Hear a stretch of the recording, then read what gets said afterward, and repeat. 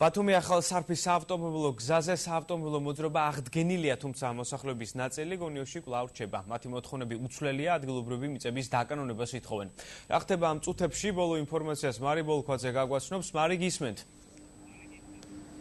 გიორგი, მოლაპარაკებებმა აჭარის მთავრობაში გადმოინაცვლა, როგორც შემთვის არის ცნობილი, ამ წუთებში აჭარის მთავრობის თავმჯდომარის კაბინეტში მიმდინარეობს მოლაპარაკება. აქციის მონაწილეთა ერთი ნაწილი მოვიდა მთავრობის თავმჯდომარესთან დასალაპარაკებლად, მეორე ნაწილი კი დარჩა ის გონიოს ტერიტორიაზე. ამ დროისთვის გზის სავალი ნაწილი გახსნილია, მაგრამ აქციის მონაწილეები რჩებიან ადგილზე და ისინი აცხადებენ, რომ თუ მთავრობის თავმჯდომარესთან შეხვედრის შემდგომ გადაწყვეტილება მათთვის მიუღებელი იქნება, ისინი კვლავ განაახლებენ აქციას და კვლავ გადაკეტავენ გზის სავალ ნაწილს. მე შეგახსენებთ და როგორც შენ აღნიშნე, ისინი ითხოვენ მიწის იმ ნაწილების დაკანონებას, რომლებსაც წლების განმავლობაში სარგებლობდნენ.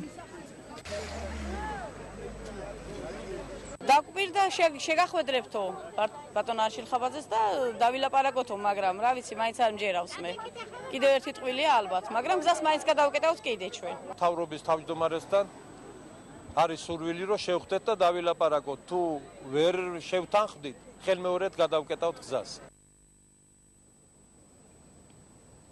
დიახ, შეხვედრაზე იმყოფება ბათუმის საკრებულოს თავმჯდომარეც, რომელიც დღეს აქციის მონაწილეებთან მივიდა. ირაკლი ჭეიშვილის განმარტებით, მიწის აღიარების კომისია, რომელიც საკრებულოსთან არის შექმნილი, აქტიურად მუშაობს იმ მონაცემებზე, რომელიც აჭარის მთავრობასთან შექმნილმა მიწის აღიარების კომისიამ გადმოსცა. თუმცა ირაკლი ჭეიშვილის განმარტებით, გარდა იმისა, რომ შესწავლილი არის მასალა, მიწის დაკანონება ამ ადამიანებისთვის შეუძლებელია იმ დრომდე, სანამ მის კანონში საქართველოს პარლამენტი ცვლილებას არ მიიღებს, რადგანაც ეს მიწები, როგორც ცნობილი არის კულტურული მემკვიდრეობის საკუთრება და სწორედ საქართველოს პარლამენტის გადაწყვეტილებით უნდა გადმოეცეს რეგიონს იგი განკარგვაში.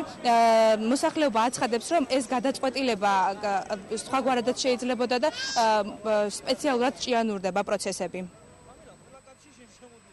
მიუხედავად იმისა, რომ კომისიამ 26 სექტემბერს გადასცა აღიარების კომისიას აღნიშნული საკითხი, მე ვგულისხმობ გონიოს მეურნეობის ტერიტორიაზე არსებულ მიწის ნაკვეთებს, საკითხი მაინც არ დაიძრა და ბოლოს გადაწყვიტა ამ ხალხმა, რომ გამოსულიყო და პროტესტის იმ ფორმაზე მიემართა, რომელიც ახლა თქვენ ხედავთ და ახლა ხალხი ითხოვს ერთ რამეს, სანამ არ მოვა აჭარის მთავრობის მეთაური და არ გასცემს პასუხს და არ იტყვის კონკრეტულ ვადებს და გადაწყვეტილებას უკვე რომ დაიწყება ამ მიწების დარიგება კომისიის დასკვნის შესაბამისად, მანამდე ეს ხალხი არ აპირებს დაშლის. ყველა არჩევნებზე გადაყოლილი ვიყავით. უშიშროება და კუდი და სოდი დაგვსდევდა ჩვენი შვილები რას აკეთებდნენ, ჩვენ რას გავაკეთებდით, არჩევნები მოვიგეთ, ყველაფერი გავაკეთეთ და ჩვენი კუთვნილი მიწები, რომელიც სააკაშვილმა წავიდა და წაიღო, აგერა ჩვენი მიწები გაყიდული არა და არავის არ წავყიდა, ამ ჩემ კუთვნილ მიწას ვითხოვთ, არაფერს არ ვითხოვთ. ჩვენ არ წაგუთმევია ეგ მიწა, ჩვენი ნება არის, რომ ეგ მიწები დაუბრუნდეს იმათ, ვისაც ეკუთვნით.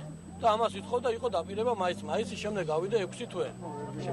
ეს მიწები სამართლებრივად, რომელიც გადმოგვეცა ჩვენ ქალაქ ბათუმის საკრებულოსთან მიწის აღიარების კომისიას, მე თუ კანონმა არ მომცა უფლება, რომ ამ მიწაზე ვიმსჯელო, მე მითხარი სამართლებრივად თქვენ გეკითხებთ, როგორ გადმოგცა ეგ მიწა.